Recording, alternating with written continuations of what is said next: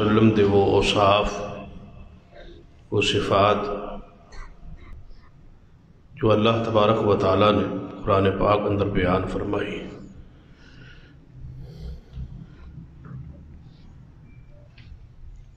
انہوں چو کسی ایک صفت کا انکار جو ہے وہ کفر ہے۔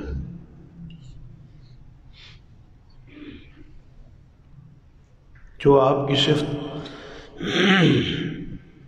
قرآن پاک سے ثابت ہے اس پر ایمان لانا واجب ہے، ضروری ہے۔ ان صفات جو ایک صفت جو ہے جس کا ذکر خیر، جس کی توضیح تفسیر گزشتہ 5 خطبات اندر بیان ہوئی، آج شاید کی روشنی اندر چند گزارشات آگے بڑھان دی کوشش کریں۔ سرور کائنات محمد رسول اللہ صلی اللہ علیہ وسلم سارے جہانوں کے لیے رحمت، یہ آپ کی صفت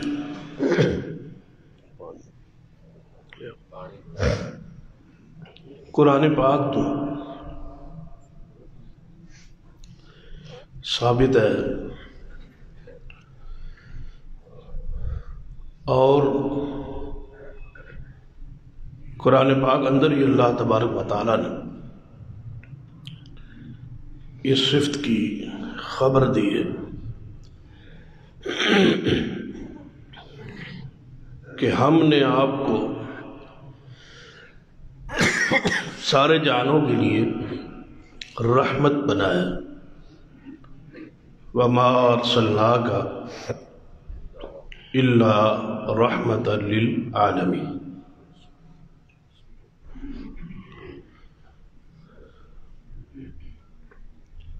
بندے ਲਈ جہان کا جو آغاز ہے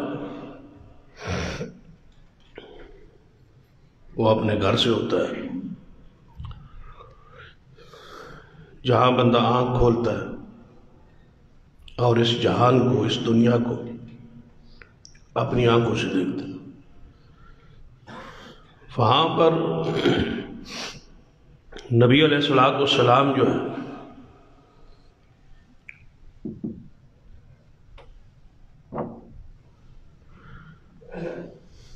سارے جہانوں کے لیے جو رحمت ہے، تو آپ کی رحمت کا آغاز لازم امر ہے کہ اپنے گھر تو ہوئے، کہ آپ کے گھر کی گواہیاں کیسی ہیں، گھر والے کیا کہہ رہے ہیں۔ یہ رحمت جو سارے جہانوں کے لیے ہے، ان میں سے آپ کا گھر بھی آپ ایک جہان میں موجود ہے۔ تو نبی علیہ السلام کی صفات کو پڑھیے اور سمجھیے اور سنیے، اور اس ارادے اور نیت نہ کہ اس پر عمل کیجیے۔ اصل بات عمل کی، کہ وہ صفات کیا ہماری زندگی میں ان کا کوئی نمونہ موجود ہے۔ تو آپ سارے جہانوں کے لیے رحمت کا معنی یہ ہے کہ آپ سب سے پہلے اپنے گھر والوں کے لیے رحمت ہے۔ گھر کا ماحول پڑھی کہ رسول رحمت صلی اللہ علیہ وسلم دے گھر کا ماحول کیسا ہے۔ آپ نے فرمایا خیرکم خیرکم لأہلی، یہ ایسا اصول ہے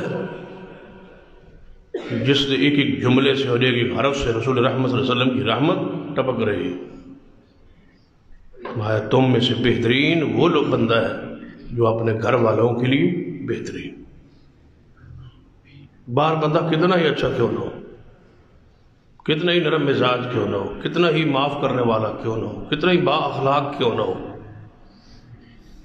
اگر گھر میں یہ معاملہ نہیں ہے تو گویا یہ زہر اور بات الگ الگ، یہ بندہ دو رخی کا شکار ہے، اس کے دو منہ ہیں، باہر اور ہے، گھر کی حیثیت اور ہے، گھر والے اس سے تنگ ہے، پریشان ہے، دکھی ہے، گھر والوں کے لیے وہ زحمت ہے اور باہر والوں کے لیے وہ نرم مزاج ہے اور رحمت ہے۔ رسول رحمت صلی اللہ علیہ وسلم اگر سارے جہانوں کے لیے رحمت ہے تو آپ کی رحمت سے سب سے پہلے فائدہ آپ کے گھر والوں اٹھایا ہے۔ آپ نے فرمایا وَأَنَا خَيْرُكُمْ لِأَهْلِي، میں محمد صلی اللہ علیہ وسلم اپنے گھر والوں کے لیے خود بہتر ہوں۔ اور پھر گھر کی گواہیاں سن لیں، یعنی یہ حدیث پڑھ لیں، دل دماغ اندر بٹھا لیں کہ میں اپنے گھر والوں کے لیے بہتر ہوں، پھر گھر والوں کی گواہیاں لیں کہ جو رسول اللہ فرما رہے ہیں ایسے ہی۔ تو سیدہ عائشہ رضی اللہ تعالی عنہ سے رسول اللہ صلی اللہ علیہ وسلم کی گواہی لے کہ آپ کیسے تھے۔ آپ نے فرمایا کہ گھر کے کام کاجوں میں محمد مصطفیٰ صلی اللہ علیہ وسلم میری مدد کرتے تھے، میرے ساتھ تھے، بکریوں کا دودھ خود دو کے لے آتے، اگر آپ کی جوتی مبارک کہیں ٹوٹ جاتی تو خود اس کو گانٹھنے بیٹھ جاتے۔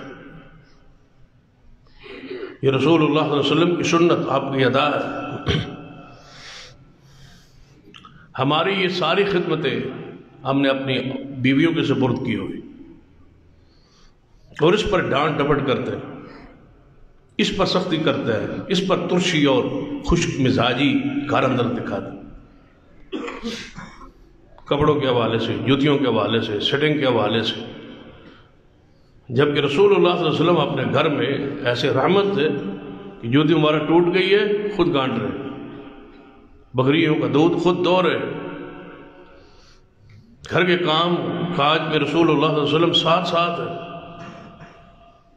تو یہ آپ کی رحمتوں کا فائدہ پہلے گھر والے اٹھایا۔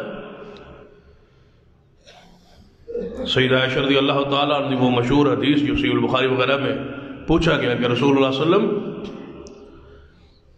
کہ گھر کے معاملات یا اخلاق کیسا ہے، تو سیدہ نے کیا جواب دیا تھا؟ کان خلقہ القرآن، کہ جو کچھ قرآن کہتا ہے وہ محمد مصطفیٰ گھر میں کرتے۔ اور اس کا معنی ابوالکلام آزاد رحمہ اللہ نے بڑا پیارا کیا، کان خلقہ القرآن کا معنی کہ سید ابوالکلام آزاد نے کیا وہ بڑا پیارا ہے۔ فرماتے ہیں کہ مجھے ایسے محسوس ہوتا ہے کہ اللہ نے دو قرآن بھیجے، ایک قرآن کتاب کی صورت میں اور ایک قرآن محمد مصطفیٰ کی صورت میں صلی اللہ علیہ وسلم، کہ آپ چلتا پھرتا قرآن ہے، جو کچھ قرآن کہتا ہے وہی کچھ محمد مصطفیٰ صلی اللہ علیہ وسلم، قرآن کی عملی تفسیر محمد مصطفیٰ صلی اللہ علیہ وسلم کی ذات ہے۔ وَمَا أَرْسَلْنَاكَ إِلَّا رَحْمَةً لِلْعَالَمِينَ۔ پھر سیدہ عائشہ رضی اللہ تعالیٰ سے پوچھ، آپ فرماتے ہیں کہ نبی علیہ السلام قربانی والے دن جب گھر گوشت آتا، تقسیم کا آغاز ہونے لگتا تو آپ فرماتے خدیجہ جو میری پہلی بیوی فوت ہو چکی ہے، گوشت کی تقسیم کا آغاز ان کی سہیلیوں سے کرنا۔ یہ رسول اللہ تنبیہ فرما رہے، گھر میں تربیت فرما رہے۔ یہاں معاملہ الٹ ہے کہ ہم بیوی کو یہ کہتے ہیں کہ اب نکاح آپ کا رخصتی ہمارے گھر ہو گئی ہے، اب آپ کے پچھلے تعلقات، آپ کی سہیلیاں، آپ کے معاملات سارے ختم، ہمارا جس کے ساتھ آنا جانا ہے تیرا اس کے ساتھ آنا جانا ہوگا بس۔ یہ بد مزاجی ہے، یہ بد اخلاقی ہے۔ نبی علیہ السلام کی رحمت، آپ کی یہ نرمی، آپ کی یہ مساری، یہ آپ کا انداز، بیوی فوت ہو گئی ہے، دنیا سے چلی گئی ہے، لیکن نبی علیہ السلام نے ان کے جانے کے بعد بھی اپنی اس بیوی کی سہیلیوں کا احترام کیا، تحفے طائف کا سلسلہ ان کے ساتھ جاری رکھا ہے۔ وَأَنَا خَيْرُكُمْ لِأَهْلِي، میں اپنے گھر والوں کے لیے بہترین ہوں۔ پھر سیدہ خدیجہ کا وہ ابتدائی دور اس کو ذرا پڑھیں۔ جدوں آپ غار حرا سے آئے تھے اور پریشان تھے اور کمبل اڑا دو فرما رہے تھے ضملونی، تو اس وقت سیدہ خدیجہ کے جو الفاظ ہیں پوری سیرت رسول کا نقشہ ہے، پورے آپ کے اخلاق کا ایک نقشہ ہے، آپ کی رحمت کا ایک نقشہ ہے۔ کلا واللہ لا یخزیک اللہ ابدا، اے محمد صلی اللہ علیہ وسلم آپ کو اللہ ضائع کر دے، ایسا نہیں ہوگا، ہرگز نہیں ہوگا، ہرگز نہیں ہوگا۔ جو خوبیاں آپ میں ہیں وہ اللہ کی زمین میں کس میں موجود ہیں؟ انک لتصل الرحم، آپ تو لوگوں کے، آپ تو رشتوں کو جوڑتے ہیں، آپ تو مہمانوں کی عزت کرتے ہیں، آپ تو دوسروں کو کما کے ان کی مدد کرتے ہیں، بھلا آپ جیسی شخصیت کو اللہ رسوا کرے گا، پریشان کرے گا؟ ہرگز ایسا نہیں ہو سکتا۔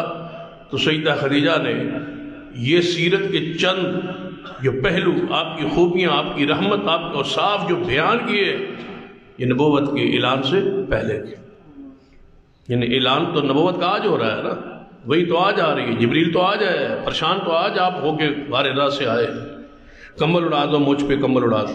پچھلی زندگی جو اعلان نبوت سے پہلے تھی اس کا نقشہ کھینچ کے اما خدیجہ نے بتا دیا کہ یہ تو ولادت سے لے کر آج تک اور آج سے لے کر وفات تک معصوم ہی معصوم ہے۔ پوری سیرت چند جملوں میں سیدہ کائنات نے بیان کر دی۔ وَأَنَا خَيْرُكُمْ لِأَهْلِي، میں اپنے گھر والوں کے لیے بہترین ہوں۔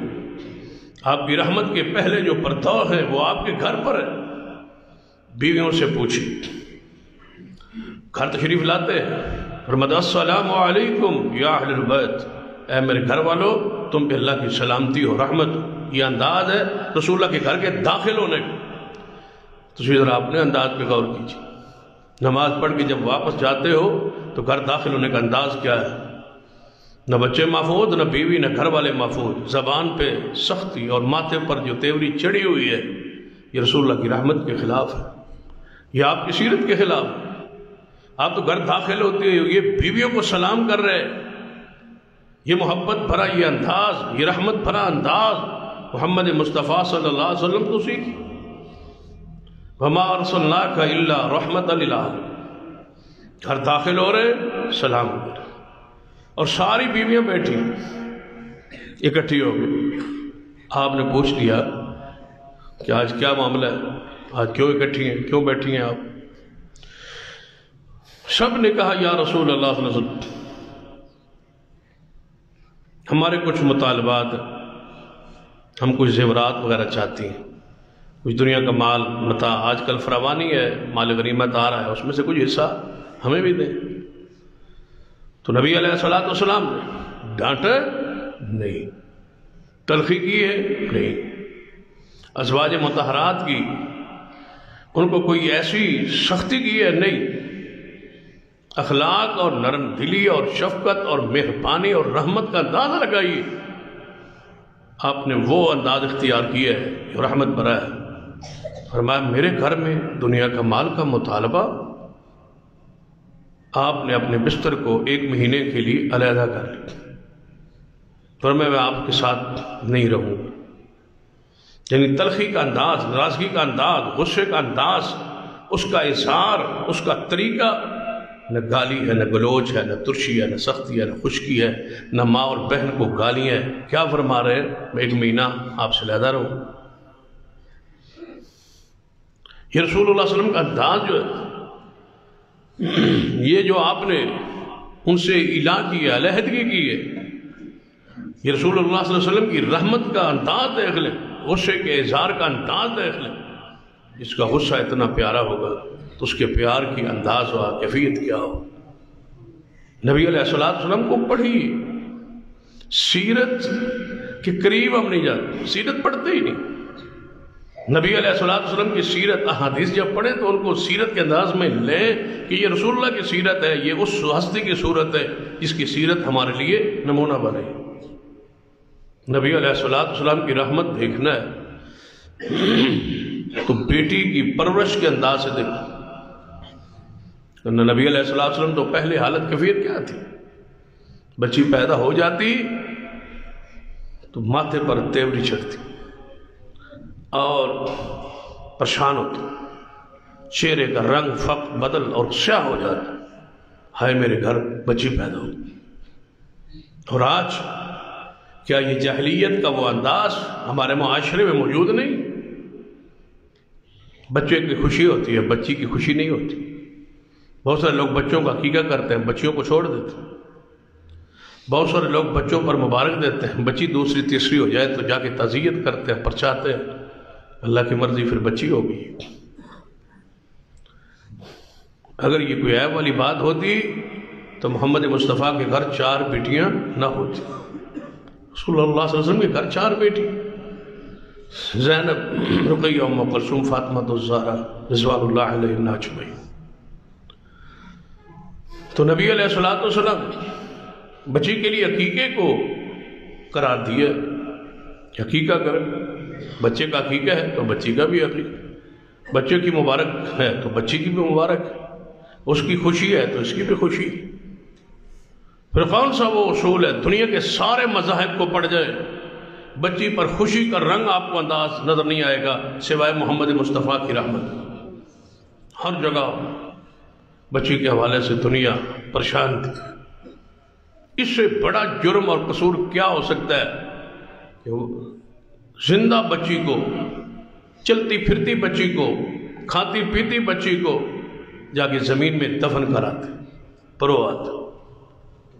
ہمارے گھر کوئی دماد اور جوائی بن کر نہ آئے، یہ ہماری غیرت کے خلاف ہے۔ آج عورتیں اسلام اور دین اور شریعت پر طنز کرتی۔ تم نے وہ زمانہ دیکھا ہوتا کہ جس وقت تمہیں پرویا جاتا تھا زمین میں، دفن کیا جاتا تھا زمین میں، تمہارے والدین پریشان ہو کے چہرے سیاہ ہو جاتے تھے کہ بچی کیوں پیدا ہو گئی ہے۔ ہم نے تو وہ ماحول دیکھا نہیں، لیکن نبی علیہ الصلوۃ والسلام کی حدیث اور قرآن پاک کی گواہیاں موجود ہیں۔ وَإِذَا الْمَوْءُودَةُ سُئِلَتْ بِأَيِّ ذَنبٍ قُتِلَتْ، قیامت والے زندہ درگور کرنے ہونے والی بچی اپنے والدین کے گریبان پکڑے پوچھے گی بِأَيِّ ذَنبٍ قُتِلَتْ، مجھے بتاؤ میرا قصور کیا تھا، مجھے کیوں مارا تھا، مجھے کیوں اپنے شفقت سے محروم کر دیا تھا، کیوں نہیں مجھے تم نے دنیا میں رہنے کی حق دیا، کیوں نے تجھے مارا۔ میرے والدین آج مجھے جواب دے، بِأَيِّ ذَنبٍ قُتِلَتْ، پوچھے گی، سوال ہوگا۔ تو اگر آج بچی پر عقیقہ ہے، آج بچی پر خوشی ہے، آج بچی پر مبارک ہے، آج بچی کی حیثیت موجود ہے، اس کے حقوق، اس کی وراثت کا تعین موجود ہے، تو یہ محمد مصطفیٰ کی رحمت مصطفیٰ نہ ہوتی، اللہ کی قسم جو حالت کیفیت آج عورتوں کی ہو رہی کہ کوئی صابن کی ٹکیا بھی نہیں بکتی جب تک اس پر عورت کی تصویر نہ ہو، کوئی کمپنی، کوئی محکمہ، کوئی کمپنی وغیرہ نہیں چلتی جب تک اس میں عورتیں موجود نہ ہوں۔ کہاں تمہاری حیثیت اور کہاں یہ حالت اور کیفیت اور یہ گندگی اور غلاظت کہ تم چوکوں چوراہوں پر یا کرسیوں پر یا دفتروں میں بیٹھ کر تمہیں زمانہ دیکھے، اور کہاں وہ گھر کا ماحول جہاں تمہیں اللہ نے عزت اور حفاظت بخشی تھی۔ تم نے رحمتوں سے فائدہ نہیں اٹھایا۔ مائیں بہنیں بیٹیاں غور کرے، تم نے رحمتوں سے فائدہ نہیں اٹھایا۔ تم دوبارہ اس ضلالت اور گمراہی اور دلدل میں اور بے حیائی میں جانا چاہتی ہو جو اسلام سے پہلے تھی۔ پھر بتاؤ مصطفیٰ کے آنے کا تجھے فائدہ کیا ہو؟ تم نے فائدہ کہاں اٹھایا؟ تم نے رحمتوں کو کلوز کر کے لپیٹ کے رکھ دیا کہ ہمیں یہ نہیں چاہیے، ہمیں آوارگی چاہیے، ہمیں نہیں چاہیے، ہمیں بے پردگی چاہیے، ہم نے زمانے کے ساتھ چلنا ہے۔ کاش تم اسلام کے ساتھ چلتے، زمانے کو بدل دیتے، حالات ماحول کا مقابلہ ہوتا، وہ سیدہ کائنات اور ازواج رسول اور بنات رسول اور صحابیات کے دور کی یاد تازہ ہوتی۔ حدیث میں آتا ہے کہ نبی علیہ الصلوۃ والسلام جا رہے ہیں گلی میں، صحابہ بھی ساتھ، آگے عورتیں بھی، تو عورتوں کا مردوں کا گلی اندر اختلاط ہو رہا ہے، ایک دوسری ٹکر ہو رہی ہے، یہ چل رہی ہے تو گلی تنگ ہے، اس میں آپ نے فرمایا عورتوں تمہیں چاہیے تھا کہ تم گلی کے ایک سائڈ اور ایک کنارے پہ چلتے تاکہ تمہارا ٹکراؤ مردوں سے نہ ہوتا، تمہاری یہ مٹ بھیڑ جو مردوں کے ساتھ ہو رہی ہے یہ نہ ہوتی۔ لکھا ہے حدیث میں جب رسول نے یہ فرما دیا، اس کے بعد مدینے کی عورتوں کی حالت کیفیت تھی کہ دیواروں کے ساتھ ایسے لگ کے چلتی، کبھی کبھی کپڑے جو ہیں وہ دیواروں کے ساتھ الجھ جاتے، لیکن کبھی رسول اللہ کی نافرمانی نہیں کی۔ یہ انداز تھا، انہیں رحمت کا پیغام ملا تو اس رحمت کا فائدہ اٹھایا، پھر اس سے محفوظ رہی، بے حیائی سے وہ دور رہی۔ نبی علیہ السلام نے کیا عورت کے بارے میں یہ حکم نہیں دیا کہ جو عورت 5 وقت نماز پڑھے، ماہ رمضان کے روزے رکھے اور زکوٰۃ جو ہے اگر اس پر ہے تو وہ ادا کرے، اطاعت کی، شوہر آپ کی اطاعت کرے، تو میں محمد صلی اللہ علیہ وسلم ضمانت دیتا ہوں وہ قیامت والے دن جنت کے جس دروازے چاہے داخل ہو جائے۔ یہ محمد مصطفیٰ صلی اللہ علیہ وسلم کی راہ۔ پھر دیکھ لیجیے سیدہ کائنات ام المومنین سیدہ طیبہ عائشہ صدیقہ رضی اللہ تعالیٰ عنہ، ان پر تہمت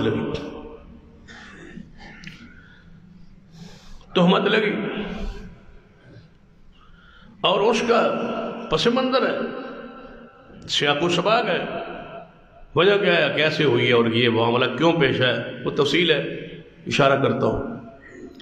سیدہ عائشہ رضی اللہ تعالیٰ عنہ پر جو تہمت دھری گئی، رکھی گئی،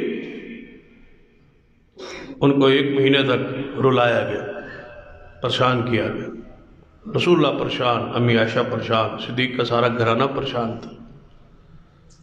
تو کیا تحفظ کے لیے عائشہ کی برات ہو گئی، طہارت بیان ہو گئی، برات نازل ہو گئی، ان کی شان میں قرآن کی آیات نازل ہو گئی، لیکن اگلی بات جو سمجھانا چاہوں گا، آئندہ کے لیے قانون بنا دیا گیا کہ جو بھی کسی پاک دامن مرد اور عورت پر الزام دھرتا ہے، اس کی عزت کو، نفس کو مجروح کرتا ہے، اس کو بدکاری کی تہمت اس پہ لگاتا ہے، تو شریعت نے قیامت تک کے لیے اس بندے پر 80 کوڑوں کی سزا کا تعین کر کے تمہاری عزت کی حفاظت کی۔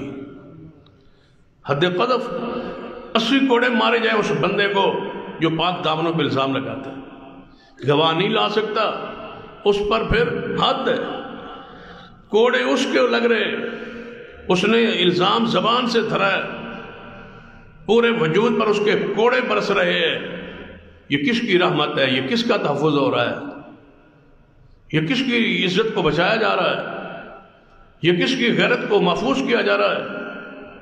تمہاری حفاظت کے لیے اسلام دوسرے مجرم کو 80 کوڑے لگائے اور تم اسلام پر باز کرو۔ اسلام تمہیں رحمت کا پیغام دے رہا ہے کہ تمہاری عزت، تمہارا وجود پاک صاف تب رہ سکتا ہے جب اس پر قوانین شریعت کے حد موجود ہو۔ لیکن آج دیکھ لے، پڑھ کہ لوگوں نے حدود پر بہت آوازیں کسی کہ اسلام بہت جابر ہے، اسلام بڑا سخت ہے، بڑی اس کی سخت سزائیں، چور کے ہاتھ کاٹ رہا ہے، کہیں پاؤں کاٹے جا رہے ہیں، کہیں کوڑے لگ رہے ہیں، کہیں رجم کیا جا رہا ہے۔ یہ اچھا رحمت والا دین ہے، محبوب محمد مصطفیٰ رحمت للعالمین ہے، اور اس اسلام میں اور دین میں اور رحمت کا پیغام یہ ہے کہ کوڑے پر سے رجم کیا جائے، پتھر پر سے۔ اسلام کی سزاؤں پر اعتراضات لوگوں نے بے شمار کیے، اور 2 3 4 قسم کے لوگ ہیں، مختلف ذہن ہے جو اعتراض کرتے۔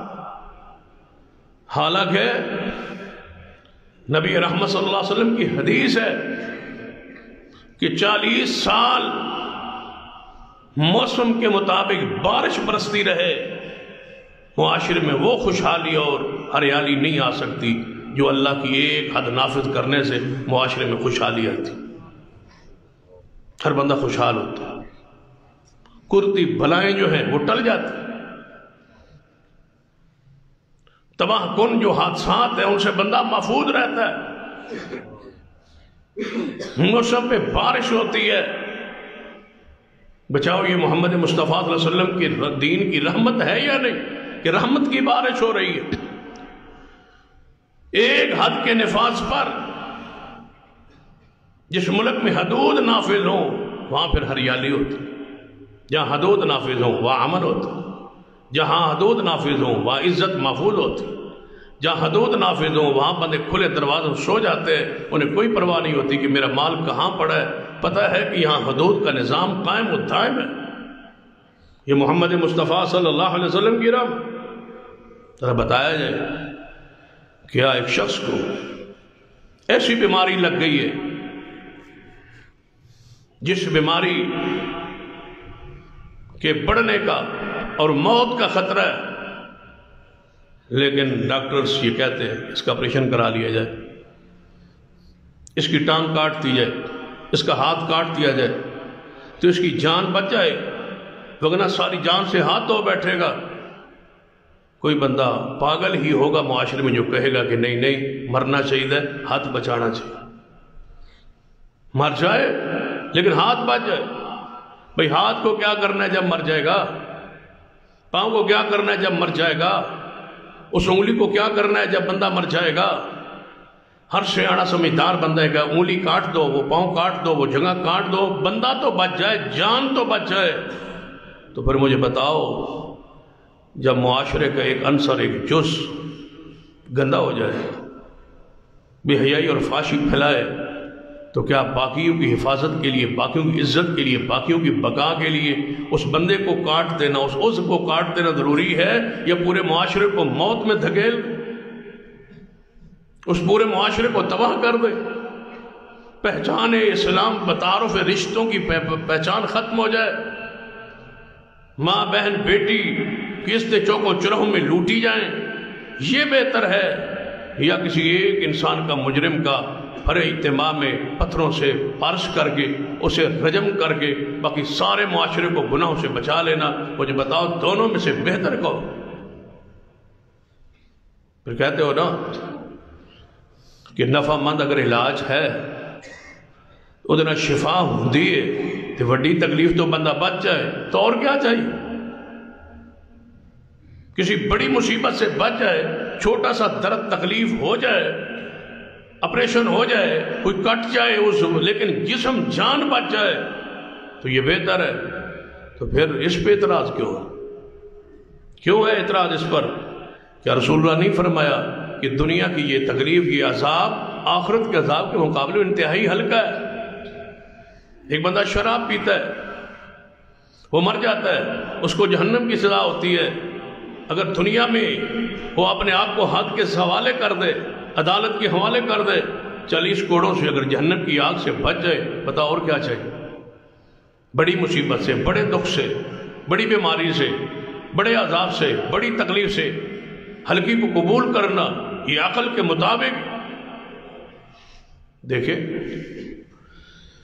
کہ ایک بندہ رجم پتھر لگ جائے اور مر جائے، یہ بہتر ہے اس سے کہ ہمیشہ جہنم کی آگ میں جلتا رہے۔ تو عقل یہی کہتا ہے، کتاب و سنت کا پیغام یہی کہتا ہے کہ دائمی بیماری سے بہتر ہے کہ نوا بخش علاج کرا کے اس بیماری سے بچ جائے۔ ایک بندہ کہتا ہے اسلام میں سزائیں سخت ہیں، دوسرا کہتا ہے وحشیانہ سزائیں ہیں، نعوذ باللہ، اسلام ایڈے سخت ہے۔ تو پھر بتلاؤ کیا دنیا میں جو قوانین بنائے گئے ہیں وہاں سزائیں نہیں رکھی؟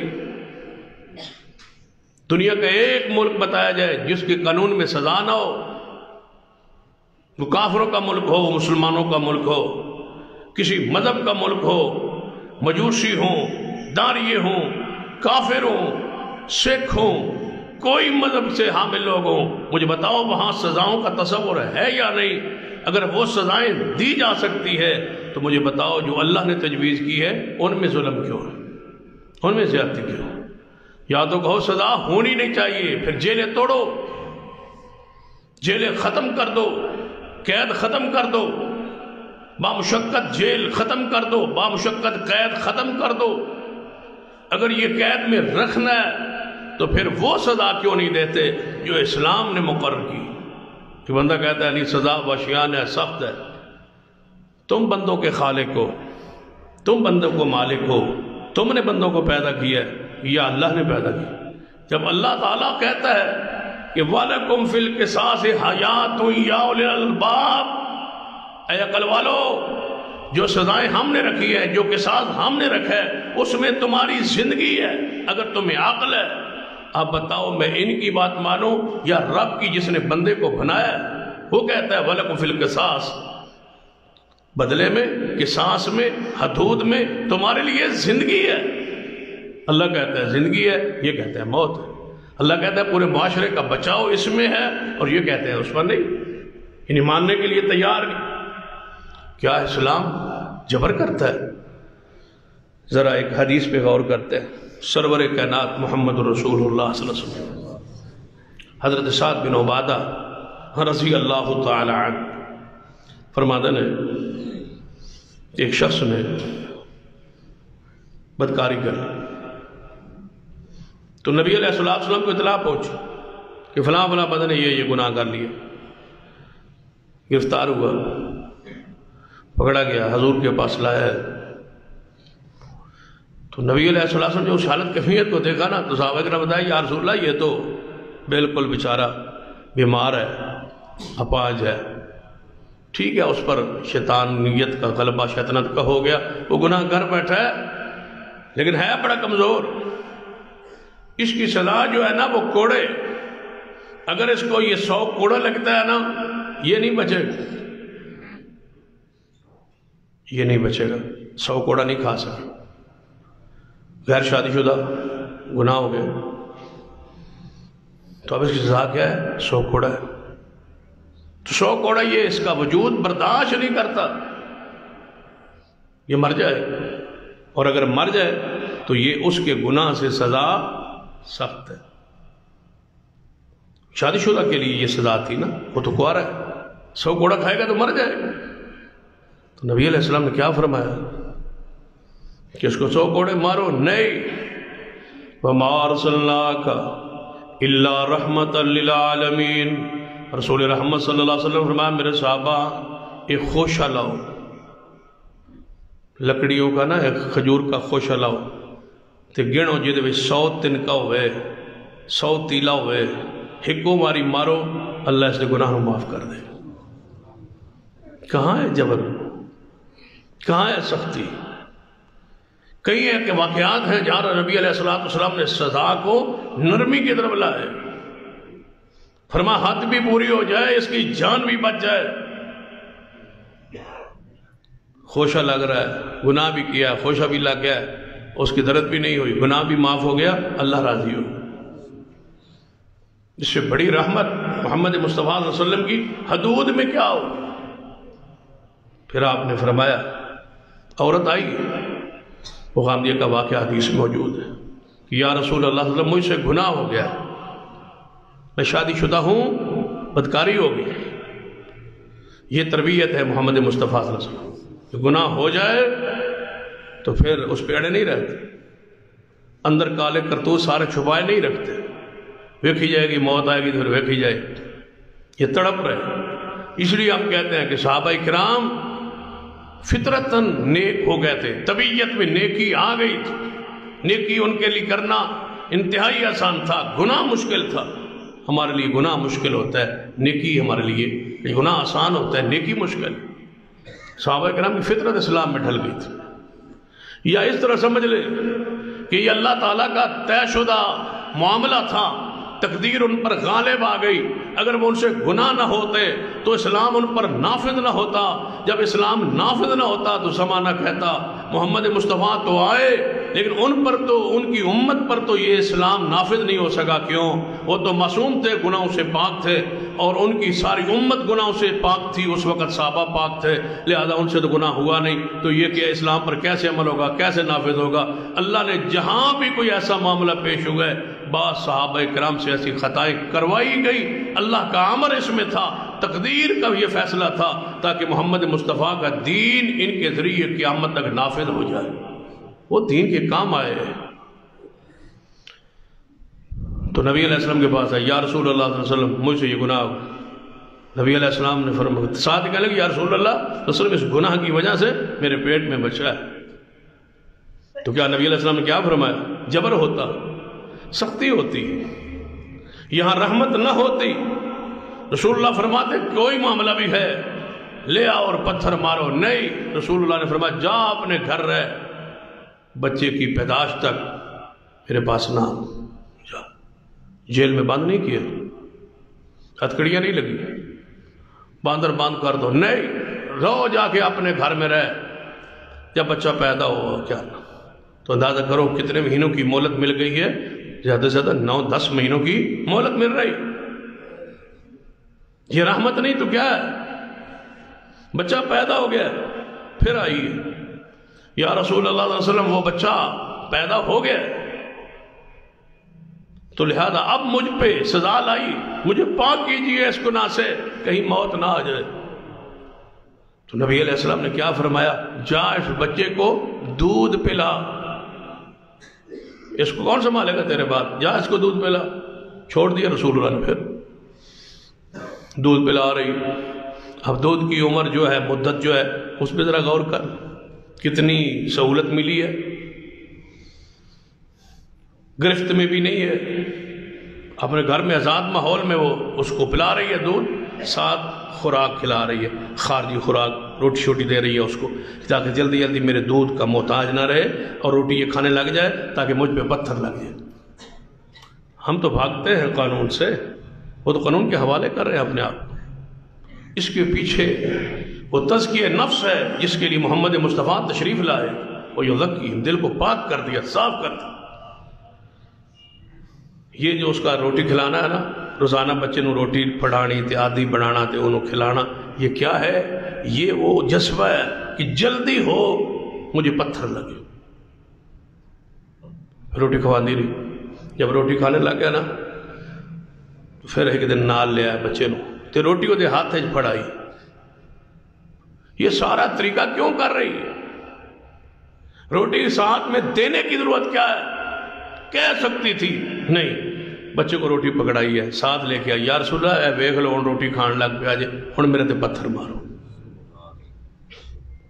نبی علیہ السلام فرمایا بھائی بچہ ہے تو سنبھال لو، کوئی ساتھی کفارت اپنے ذمہ لے لے اور اس کو جا کے پتھر مارو۔ ہم تو کسی غلطی خطا ہو جائے تو معاف کے لیے تیار ہی نہیں بھائی، اب سوال ہی پیدا نہیں ہوتا۔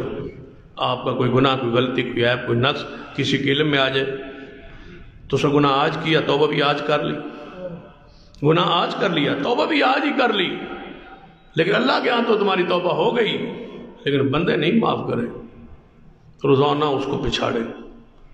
کیا پتا وہ مر بھی جائے تو ایسا ایسا تھا، بھائی توبہ کر کے مرا ہوگا، جس عمل کی آر دلا رہے ہو یہ توبہ کر چکا ہے، گناہ کر تمہارے علم میں آ گیا، توبہ تمہارے علم میں نہیں ہے، تم اتنا تو کہہ دو کہ اللہ اس کو معاف کر دے، زبانیں روکو۔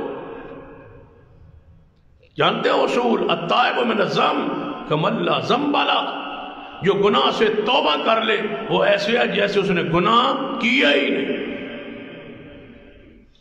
بھائی گناہ تو تم نے دیکھ لیا، سن لیا، فلاں نے بتایا فلاں بندے عیب ہے، ناک سے، توبہ کا پتہ ہے آپ کہ اس نے توبہ کر لی؟ توبہ کا معاملہ اس بندے اور اللہ کے درمیان ہے، تو پھر تم کیوں نہیں معاف کرتے؟ تم کیوں نہیں چپ رہتے؟ یہ عورت پتھر کھا رہی، پتھر کھاتے کھاتے حضرت خالد رضی اللہ تعالیٰ عنہ یا حضرت عمر، دونوں میں سے ایک صحابی ہیں، راوی کو غالباً شک ہے کہ ان میں سے کون سا ہے، تو پتھر مارا تو اس کے خون کا فوارہ نکلا اور خالد کے رضی اللہ تعالیٰ عنہ کے کپڑوں پہ آ گرا۔ کس کے دوران؟ زنا کی حد کے دوران، پتھر مارنے کے دوران۔ تو سیدنا خالد نے کیا کہا؟ یہ کیسی عورت ہے؟ اب ایک عورت بدکارہ تھی اور اس کے جسم کا خون میرے آپ پہ آ پڑا ہے۔ سن لیا کس نے؟ وَمَا أَرْسَلْنَاكَ إِلَّا رَحْمَةً لِلْعَالَمِينَ، یہ جملہ رسول رحمت نے سنا، آپ نے فرمایا خالد برا نہ کہو، نہ کہو اس کو برا، نہ اس طرح کہو خالد۔ بھائی وہ اس عورت کو برا کہنے کی اجازت نہیں دی جس سے گناہ ہوگا، رجم ہو رہی ہے، پتھر لگ رہے ہیں، رسول اللہ نے فرمایا نہیں برا نہ کہو، تم کیا جانو اس کی توبہ کا معاملہ کیا ہوا۔ اب ہمارے تو علم میں نہیں، رسول اللہ تو خبر دے رہے ہیں، وہی آ گئی، فرمایا نہ کہو برا، اس کا معاملہ اللہ کے ساتھ پتہ ہے ایسا ہوا ہے، اس کی توبہ اللہ نے ایسی قبول کی ہے، یہ کب سے توبہ کر رہی ہے، گناہ ہوا پھر آئی، پھر حمل کے ایام گزارے پھر آئی، پھر مدت رضا دودھ کی مدت گزاری پھر آئی، کیا جانتے ہو اس کی توبہ کا معاملہ کوئی معمولی ہے؟ فرمایا اگر مدینے کے 70 گناہگاروں پر اس کی توبہ تقسیم کر دی جائے تو 70 کے 70 گناہگار جنت کے حقدار بن جائے، اس کی توبہ اللہ نے اتنی قبول کی، تم کیا کہہ رہے ہو؟ بھائی رسول اللہ صلی اللہ علیہ وسلم کے سامنے ایک شخص لایا گیا، شراب پیا، اس شراب پی لی، حضور کے پاس آ گیا،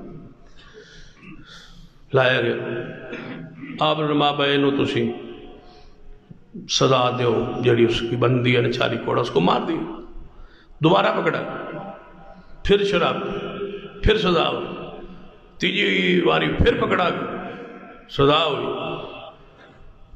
تو اس کو لوگ حمار کہتے تھے، اس کا لقب تھا، مشہور تھا حمار کے نام سے۔ تو صحابہ اکرام میں سے کسی نے کہا اللہ تجھے غارت کرے، تجھ پہ لعنت کرے، بار بار شراب پیتا ہے اور بار بار یہاں آتا ہے کوڑے کھانے کے لیے۔ رسول اللہ نے فرمایا نہ لعنت کرو، میں محمد گواہی دیتا ہوں یہ اللہ سے بھی محبت کرتا ہے اور رسول اللہ سے بھی محبت کرتا ہے۔ رسول اللہ نے برا نہیں کہنے دیا، باوجود اس کے اس پر حد لگ گئی ہے۔ یہ کون ہے رحمت للعالمین جس نے تمہاری عزت نفس کا اتنا دفاع کیا ہے کہ جس سے گناہ ہو گیا پھر سزا لگ گئی ہے، پھر معافی مل گئی ہے، تمہیں اسے برا کہنے کی اجازت نہیں۔ مائس اسلمی رضی اللہ تعالیٰ، ان سے بھی گناہ ہو گیا تھا، ان پر بھی حد رجم ہوئی، انہوں گاڑیا گیا اور پتھر مارے۔ جب پتھر شدید لگے نا، بارش برسی، لوگ پتھر مار رہے، کوئی چیز مار رہا تھا، کوئی چیز، کوئی ہڈی اٹھا کے مارتا ہے، کوئی پتھر مارتا ہے، رجم ہو رہا تھا، تو وہ یہاں سے گڑھے سے یہ نکلا، چیختا ہے بندہ، تو یہ بھاگ نکلا، وقتی درد ہوتا ہے، تکلیف ہوتی ہے، وہ یہ بھاگا، صحابہ نے پیچھے بھاگ کے اونٹ کی ہڈی مل گئی، بڑی ہڈی تھی، ماری اور وہ فوت ہو گئے۔ تو رسول اللہ کے پاس آیا، یا رسول اللہ اس طرح وہ دوڑ گیا سی، پھر ہم نے پیچھے سے دوڑے، اس کو بھاگا، ہم بھاگے، اس کو پکڑا، پیچھے سے ہڈی ماری، وہ مر گیا۔ رسول اللہ نے فرمایا جب بھاگ گیا تھا کاش تم نہ مارتے اور پکڑ کے محمد کے پاس لے آتے صلی اللہ علیہ وسلم۔ اللہ کی قسم، آپ کی حدود کے اندر بھی امت کے لیے رحمت۔ نبی علیہ السلام نے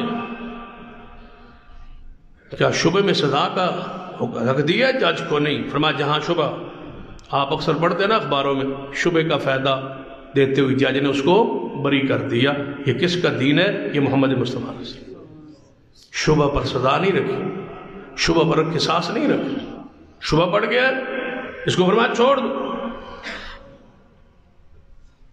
کتنے مقام اسلام سے پہلے بتاؤ قتل کا بدلہ قتل تھا، لوگ کرتے تھے، تو سا ایک ماریا اسی دو مارا گے، تو سا دو مارا اسی چار مارا گے، پھر نسلوں تک لڑائی رہتی۔ کون ہے محمد مصطفیٰ رحمت جنہوں نے صرف قصاص نہیں رکھا؟ کون کہتا ہے اسلام میں صرف سزا ہی سزا ہے؟ اسلام کہتا ہے جرمانہ کر دو، دیت دے دو، یہ مصطفیٰ کی رحمت ہے۔ پھر دیت رکھی ہے، پھر ساتھ معافی بھی رکھی۔ فرما دیت لے لو، ہرجانہ جرمانہ خون بہا لے لو، وہ تہاڈی مرضی، یہ اللہ واسطے معاف کر دیو تو تہاڈی مرضی۔ یہ اسلام کا حسن ہے، یہ محمد مصطفیٰ کی رحمت۔ یہ کب تھا؟ دیت کا اصول اسلام نے دیا، معافی کا ضابطہ محمد مصطفیٰ کی رحمت نے دیے۔ پھر دیکھ لے، جب کوڑے مارنے ہیں نا تو رسول اللہ انداز کیا پتا ہے؟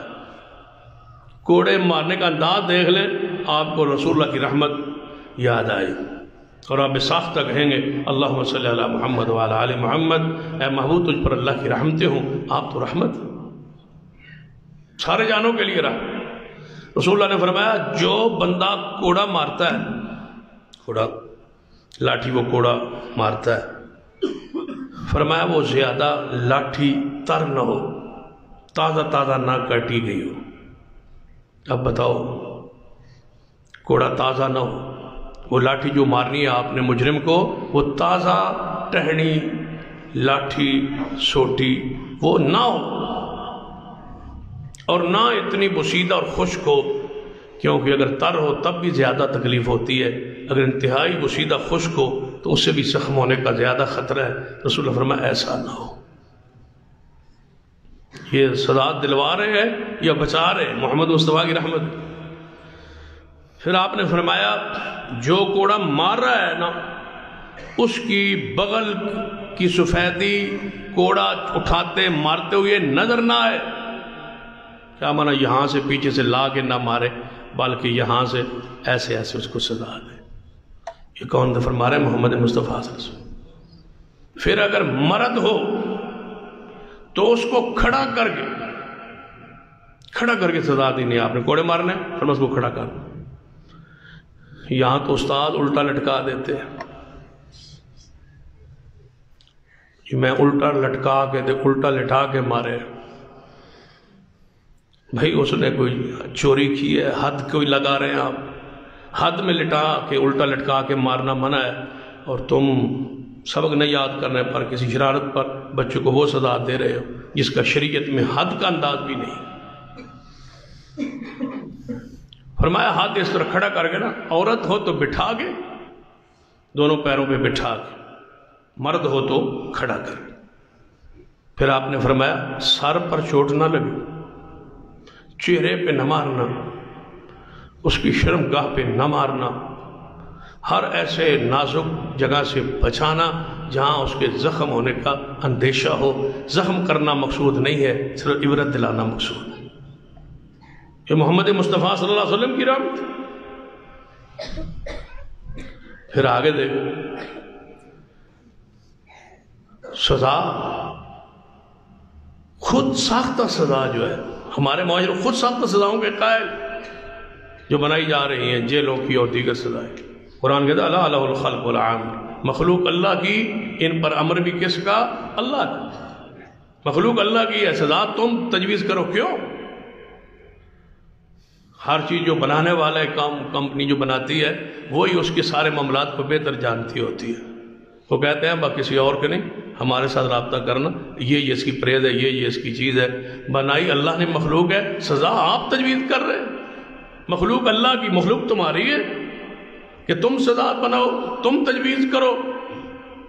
سزا اللہ کی طرف سے تجویز ہو کے جو آئی ہے اور جو طے ہو کے آئی ہے وہی سزا ہے، اس میں رحمت ہے، اسی میں بچاؤ ہے اور اسی میں امن ہے۔ لیکن یہاں سزا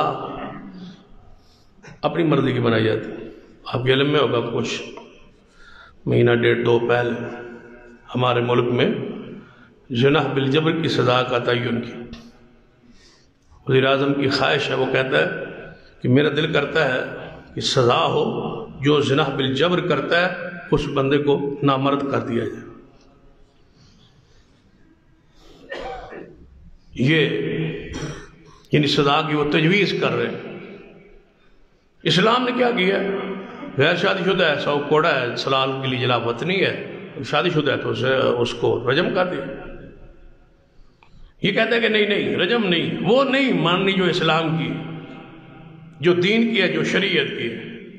بھئی اسے جان چھوٹے وہ مر جائے، رجم کر دو، سزا رکھ دی ہے، اسلام نے مقرر کر دی، نہیں جیندہ رہے لیکن نامرد ہونا چاہیے، اس کو نامرد بنا دیا۔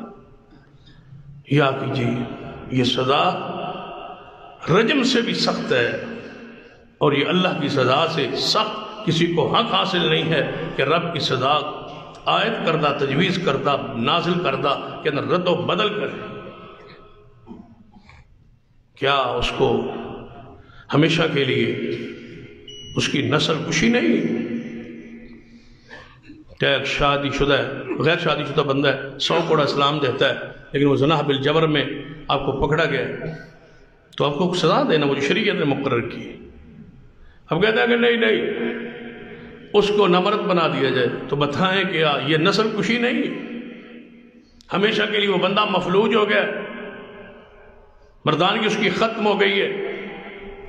وہ عورت کے قابل نہیں رہا، اس کی نسل کو آپ نے ختم کر دیا، تو بتاؤ اس بندے کو زندہ رہنے کا کیا لطف رہ گیا ہے، یا زندگی کا کیا فائدہ ہے جس میں اس کی نسل آگے نہیں بڑھ سکتی؟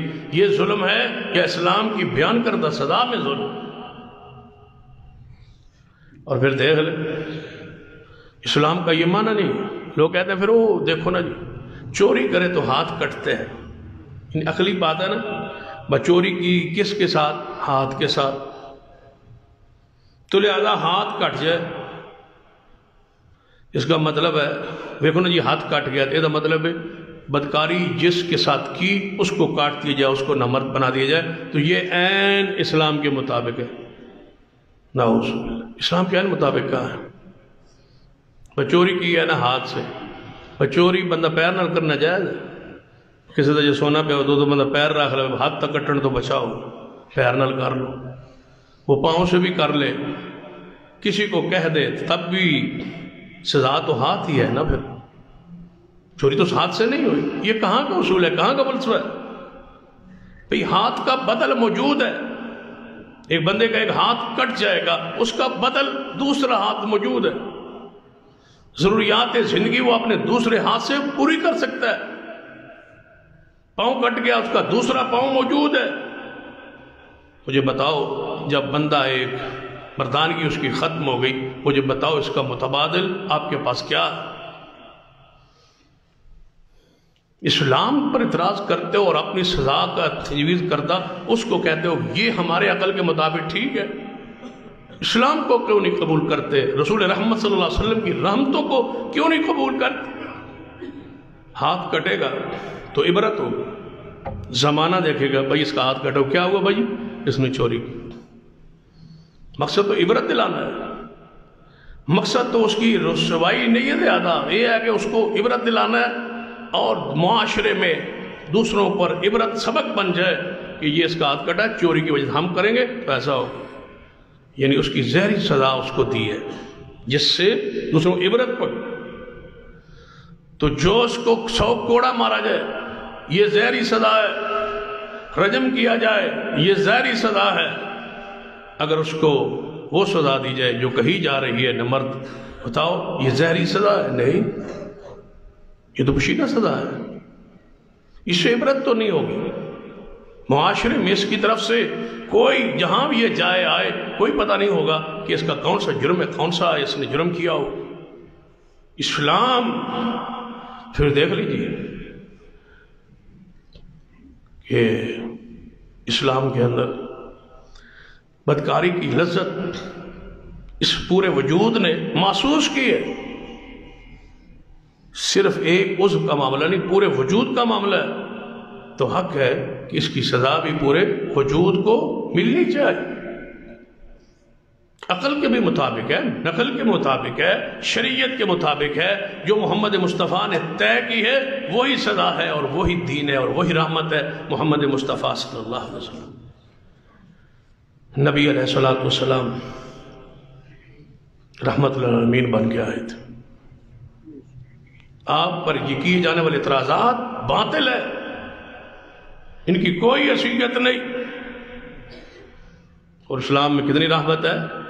سیدنا ابو مسعود انصاری رضی اللہ تعالی عنہ اپنے غلام کو مار رہے،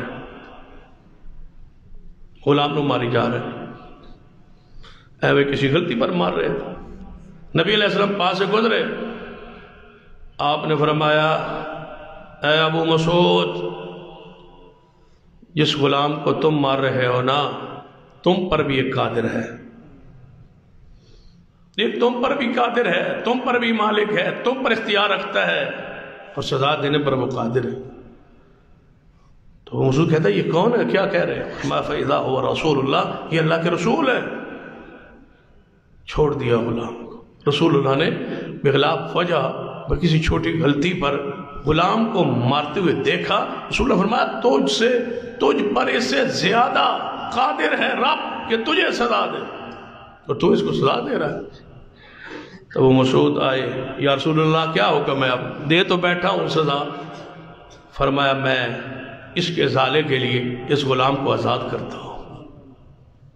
بتاؤ جب اس غلام کو آزادی ملی ہوگی، مار کھاتے کھاتے آزادی مل گئی ہوگی، تو دل میں آیا تو ہوگا کہ وَمَا أَرْسَلْنَاكَ إِلَّا رَحْمَةً لِلْعَالَمِينَ، آپ سارے جہانوں کے لیے اللہ نے آپ کو رحمت بنا کے بھیجا ہے۔ صحابی پوچھتا ہے یا رسول اللہ صلی اللہ علیہ وسلم اگر غلام دن اندر کئی بار غلطی کرے، بندہ ایک باری چھاڑ دینا، دو باری چھاڑ دینا، ترے باری چھاڑ دینا، جی تسی تری باری تو تسی بھی شروع ہو جاندے ہو نا، اے ہن ویکھو اگے غلطی کیتی پھر دوجی پھر تیجی، ہن بس ترے باری ہوندا ہے، تھانوں کنے دسیا ترے باری ہوندا ہے؟ یعنی بندے نے آپ اصول بنائے شریعت یہ ترے باری ہی ہوندا ہے نا جی، تین باری تھوڑا ہے جی، ایک باری معاف کیتا ہے، دو باری کیتا ہے، ترے باری کیتا ہے، ہن تین باری تو بس ختم کہاں لکھا ہے؟ حضور سے پوچھا گیا یا رسول اللہ صلی اللہ علیہ وسلم اگر غلام غلطی کرے کنی باری کرے تو معاف کریے؟ حضور نے فرمایا ایک دن 70 باری کرے پھر بھی معاف کرو۔ ایک دن میں 70 مرتبہ غلطی کرے غلام، بیوی، بچہ، کوئی بھی ہو، اس کو معاف کیجیے۔ معافی رحمت ہے مصطفیٰ کی۔ سیدہ کائنات اماں جی عائشہ رضی اللہ تعالیٰ فرماتے ہیں حضور جب دنیا سے جانے لگے نا تو آپ کا سر مبارک میری گود میں سینہ لایا، حضور دے ہونٹ مبارک ہل رہا سا تو میں نیما ہو کے سنیا کی فرماتا ہے کہ آخری جملہ ہی آیا سی وَمَا مَلَكَتْ أَيْمَانُكُمْ وَمَا مَلَكَتْ أَيْمَانُكُمْ، غلاموں کا خیال رکھنا، متحتوں کا خیال رکھنا۔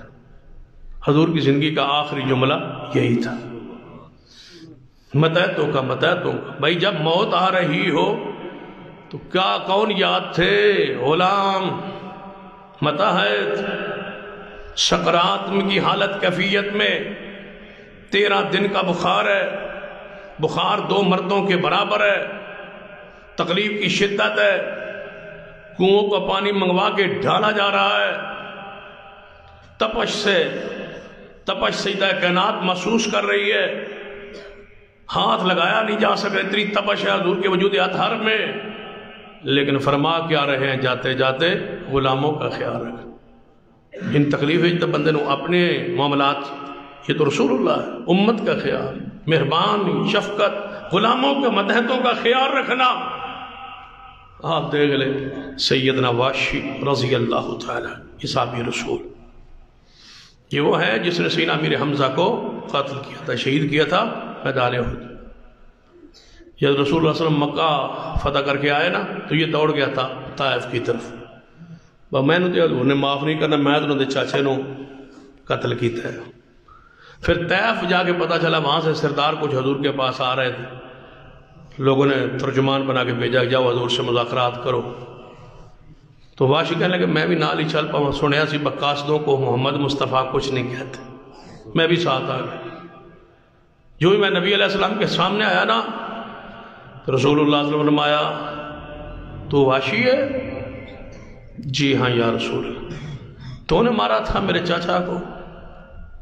جی یا رسول اللہ۔ فرمایا ذرا میری نظروں سے اوجھل نہیں ہو جاتے، پیچھے نہیں ہٹ جاتے، ذرا میرے سامنے تو آ رہا ہے اور مجھے چاچا یاد آ رہا ہے، لیکن محبوب تیری عظمت پہ قربان نے پھر بھی اس کے اسلام کو بھی قبول کیا اور اس کو معاف بھی فرما دیا۔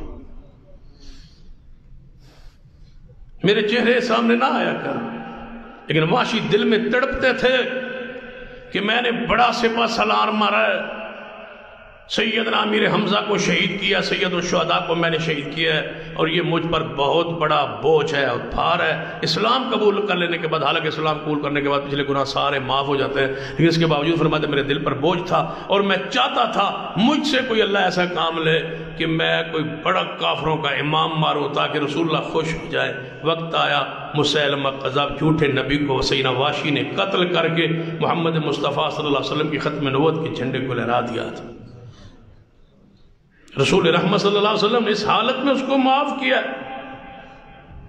آخری بات جو ہے سیدنا عمیر بن وہب رضی اللہ تعالیٰ کے بارے میں، یہ بیت اللہ میں بیٹھے تھے، مسلمان نہیں تھا، بیٹھے تھے۔ صفوان بن امیہ کافروں کا سردار تھا، یہ اس کے پاس بیٹھا تھا، بیت اللہ اندر حتیم والی جگہ پہ بیٹھے تھے۔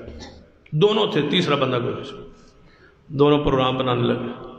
عمیر مقروض تھا، صفوان بن امیہ کا مقروض تھا۔ اس نے کہا یار میرے کو قرضہ ادا نہیں ہونا، قرضہ ہی تیرے کو میں نہ لے چکا کہ میرے کو تو ادا نہیں ہوتا، کوئی معافی کی صورت نہیں ہو سکتی۔ صفوان کہنے لگا تو مدینے جا کے محمد مصطفیٰ کو قتل کرا، سارا قرضہ معاف کر دوں۔ یہ تو اتنے پکڑیا بھی گیا نا بعد تو تیرے گھر دے والا دا سارا خرچہ بھی ساری زندگی ادا کرتا رہا۔ کہنے لگا یہ تو کوئی مسئلہ ادھر کوشش کی تھی جا سکتی ہے نہ اس میں، یہ یہاں سے چلا مکہ سے مدینہ میں، اس کا بیٹا بدریوں میں قید تھا، تو بدر کے قیدیوں میں تھا، یہ مدینے میں پہنچ گیا، تلوار اس کے ہاتھ۔ نبی علیہ السلام دیکھا، فرمایا آپ عمیر آپ یہاں کیسے آئے ہو؟ کہنے لگا ہے محمد صلی اللہ علیہ وسلم اپنا بیٹا میرا ادھر قید میں ہے، آپ اس کو ملنے آیا ہوں۔ نبی علیہ السلام نے فرمایا پھر ملن واسطے تلوار لے آن دا کی مانا، تلوار کیوں لائے ہو؟ کہنے لگا تلوار بس رکھنا بھول گیا اور نکل آیا اور پھر آ گیا۔ نبی علیہ السلام نے فرمایا اچھا سچ کہہ رہے ہو؟ کہنے لگا یہ سچ کہہ رہا ہوں۔ فرمایا حتیم میں بیٹھ کے صفوان سے کیا باتیں کر کے آئے ہو؟ قرضہ معاف کروا کے تے گھر والا دا خرچہ ذمہ اٹھوا کے تے محمد کو مارنے آئے ہو؟ بس وہ اہنی گل تھی تو پیرٹو زمین نگر گئی۔ کہنے لگا محمد صلی اللہ علیہ وسلم آپ کو یہ کس نے بتلایا؟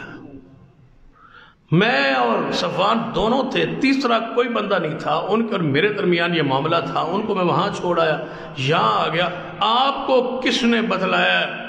یقین تو پہلے ہی تھا لیکن اب یقین جو ہے میرے آنکھوں کے سامنے ساری بات واضح ہو گئی ہے، تواڈے نبی ہونے کوئی شک نہیں۔ رسول اللہ نے بتا دیا، آپ پر وہی آ گئی، جبریل آئے، پیغام آیا، ساری ترتیب جب حضور نے بتلائی نا، کہنے لگا محمد صلی اللہ علیہ وسلم مجھے کلمہ پڑھا دیجیے۔ مسلمان ہو گئے، مسلمان ہو کے واپس آنے لگا، حضور نے فرمایا تھا بیٹا بھی چھاڑ دو، اس کا بیٹا بھی چھوڑ دو، بیٹا بھی چھوڑ دیا۔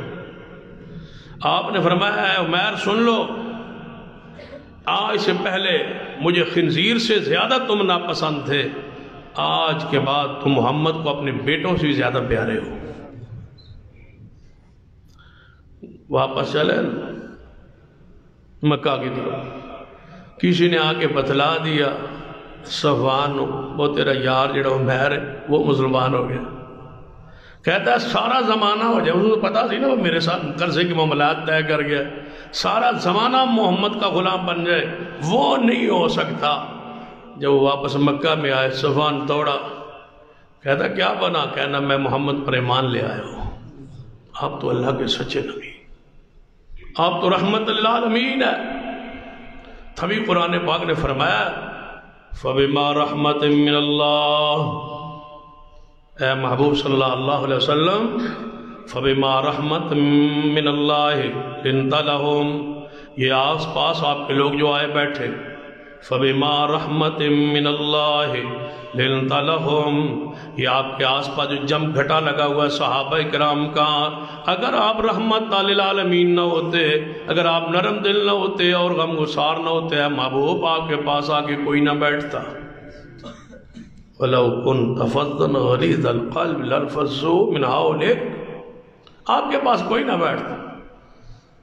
یہ نرم دلی ہے، محبت ہے، مٹھاس ہے، رحمت ہے کہ لوگ آپ کے پاس جب واپس جاتے ہی نہیں بلکہ گھر میں سکون ہی نہیں آتا، بھوک لگتی ہے تو محمد مصطفیٰ کو دیکھنے آ جاتے، یہ رحمت ہے آپ کی۔ وگرنہ ساڑھے گھر ایسا ہوتا ہے نا، بندہ پرانی عمر چ ہو جائے، وڈیرا ہو جائے تو پھر بندہ آتا میرے کو پوتے نہیں بہندے، میرے کو پوتیاں نہیں بہندیاں، میرے کو پتر نہیں بہندے، یہ کیوں نہیں بہندے؟ وہ تھوڑی زبان ذرا چیک کرو، کیوں نہیں بیٹھتے؟ بندہ ہوئے مٹھاس والا، بندہ ہوئے اخلاق والا، بندہ ہوئے محبت کرنے والا، بندہ گالی اور فوش بک بک نہ کرنے والا ہو، سوال ہی پیدا نہیں ہوتا کہ سارے بچے آس پاس نہ بیٹھے۔ اپنی خشکی پر، اپنی بد مزاجی پر، اپنی کرختی پر غور کیا کرے، ان کو نہ گلا دے۔ فَبِمَا رَحْمَةٍ مِّنَ اللَّهِ لِنتَ لَهُمْ، اگر آپ نرم دل نہ ہوتے، پیارے نہ ہوتے، صاحب اخلاق نہ ہوتے، رحمت للعالمین نہ ہوتے، آپ ہم گسار نہ ہوتے، محبوب آپ کے پاس آس پاس آ کے کوئی نہ بیٹھتا۔ یہ محمد مصطفیٰ صلی اللہ علیہ وسلم کی نرم دلی ہے کہ صحابہ کرام فرماتے ہیں یا رسول اللہ صلی اللہ علیہ وسلم ایتے ببیت اور کیفیت، گھر جائیے تھے اور کیفیت، گھر پہنچنے پھر محمد مصطفیٰ کو دیدار کرنے کو جی چاہتا ہے۔ آپ اتنے رحمت، حیوان، انسان، کوئی زمانے میں ایسی چیز نہیں ہے جو محمد مصطفیٰ کی رحمت سے مستفید نہ ہو اور آپ کسی کے لیے رحمت نہ ہو۔ انشاءاللہ آئندہ جمعے اس سے آگے چلیں گے۔ اقول قولی ھذا واستغفر اللہ لی ولکم ولسائر المسلمین وآخر دعوایا الحمدللہ۔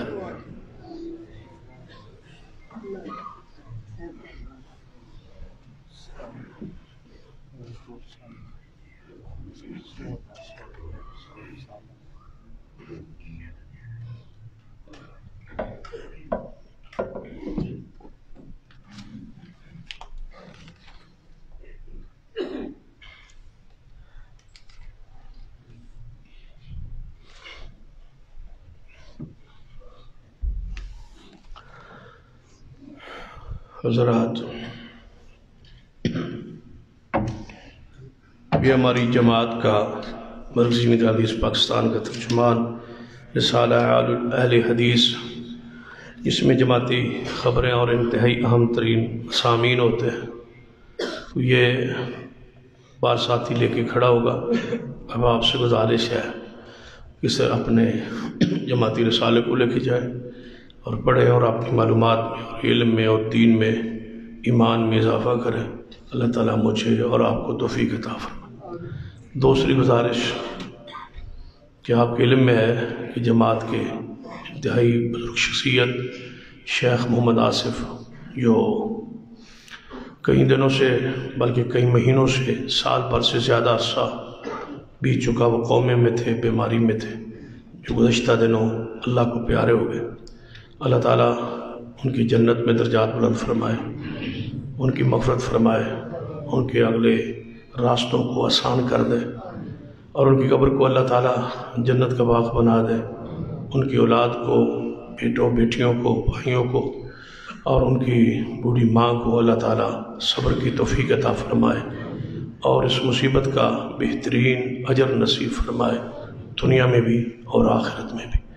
ان الحمد للہ نحمده ونستعینه ونستغفره ونعوذ باللہ من شرور انفسنا ومن سیئات اعمالنا، من یهد اللہ فلا مضل له ومن یضلل فلا هادی له، اشهد ان لا الہ الا اللہ وحدہ لا شریک له واشهد ان محمدا عبدہ ورسولہ، اما بعد فإن خير الحديث كتاب الله وخير الهدي هدي محمد صلى الله عليه وسلم وشر الأمور محدثاتها وكل محدثة بدعة وكل بدعة ضلالة، أما بعد فأعوذ بالله من الشيطان الرجيم، بسم الله الرحمن الرحيم، والعصر إن الإنسان لفي خسر إلا الذين آمنوا وعملوا الصالحات وتواصوا بالحق وتواصوا بالصبر، ربنا اغفر لنا ولإخواننا الذين سبقونا بالإيمان ولا تجعل في قلوبنا غلا للذين آمنوا ربنا إنك رؤوف رحيم، اللهم اشف مرضانا ومرضى المسلمين، اللهم رب عالم الباس رب الناس واشف أنت شافي لا شفاء إلا شفاءك شفاء لا يغادر سقما، اللهم اسق عبادك وبهائمك وانشر رحمتك واحيي بلدك الميت۔ یا اللہ رحمت کی بارش عطا فرما۔ بھائی اصغر صاحب کی خواہش تھی دعا کی، وہ بار بار دیکھ رہے تھے، دعا کرتے اللہ تعالیٰ رحمت کی بارش پا دے، اللہ رحمت کی بارش کا نزول فرما، اس ملک کی خشک سالی کو ختم کر کے رحمت کی بارش کا نزول فرما دے، اس مردہ زمین کو یا اللہ آباد فرما دے۔ اللہم اسق عبادک وبہائمک وانشر رحمتک واحیی بلدک المیت، سبحان ربک رب العزۃ عما یصفون وسلام علی المرسلین والحمد للہ رب العالمین۔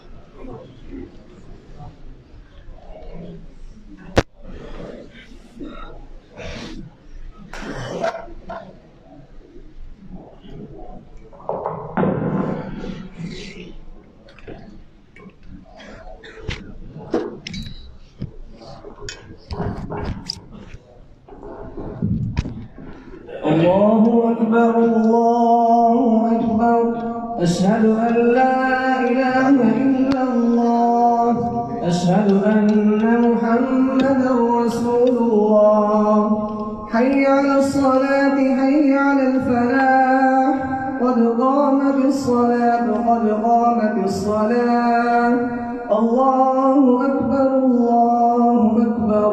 لا إله إلا الله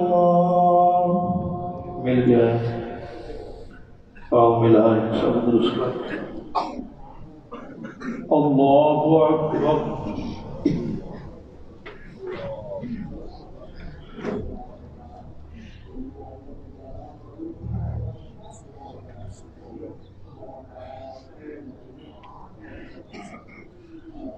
الحمد لله رب العالمين الرحمن الرحيم مالك يوم الدين إياك نعبد وإياك نستعين اهدنا الصراط المستقيم صراط الذين أنعمت عليهم غير المغضوب عليهم ولا الضالين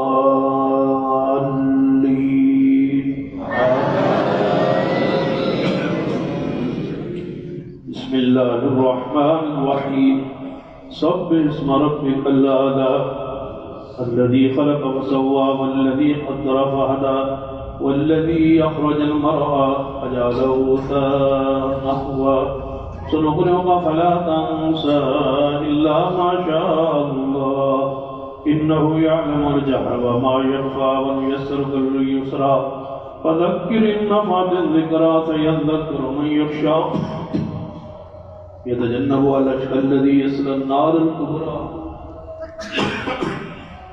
ثم لا يموت فيها ولا يحيا قد أفلح من تزكى وذكر اسم ربه فصلى بل تؤثرون الحياة الدنيا والآخرة خير وأبقى إن هذا لفي الصحف الأولى صحف إبراهيم وموسى الله أكبر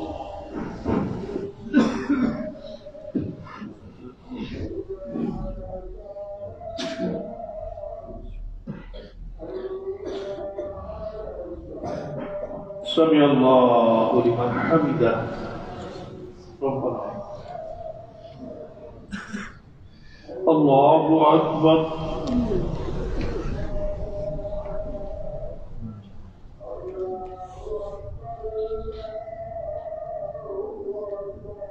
الله أكبر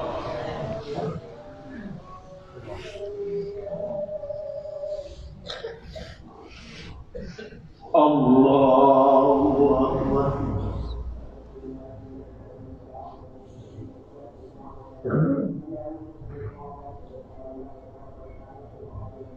الله أكبر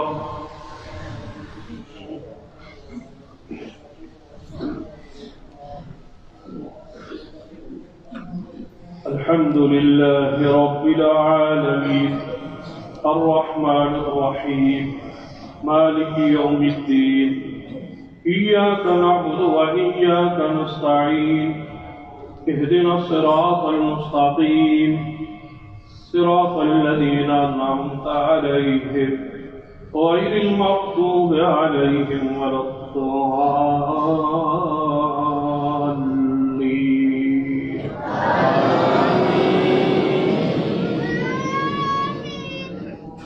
بسم الله الرحمن الرحيم هل أتاك حديث الغاشية وجوه يومئذ خاشعة عاملة ناصبة تصلى نارا حامية تسقى من عين آنية ليس لهم طعام إلا من ضريع لا يسمن ولا يغني من جوع وجوه يومئذ ناعمة لسعيها راضية في جنة عالية لا تسمع فيها لاغية فيها عين جارية فيها سرر مرفوعة وأكواب موضوعة ونمارق مصفوفة وزرابي مبثوثة أفلا ينظرون إلى الإبل كيف خلقت وإلى السماء كيف رفعت وإلى الجبال كيف نصبت وإلى الأرض كيف سطحت فذكر إنما أنت مذكر لست عليهم بمسيطر إلا من تولى وكفر فيعظم الله العذاب الأكبر إن إلينا إيابهم ثم إن علينا حسابهم. الله أكبر.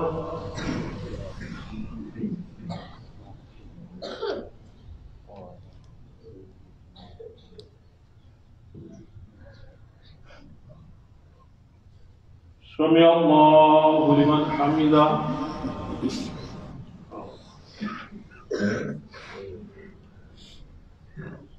الله أكبر.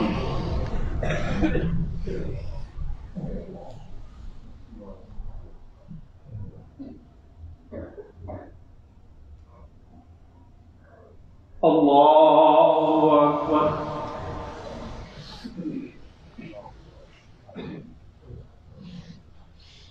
الله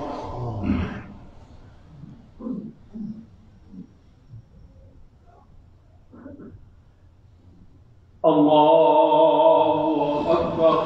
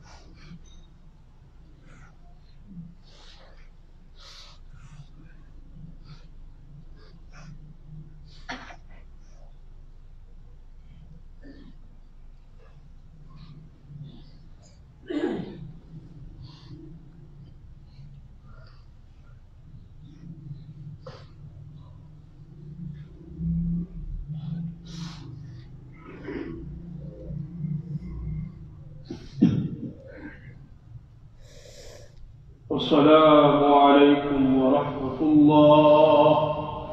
السلام عليكم ورحمة الله.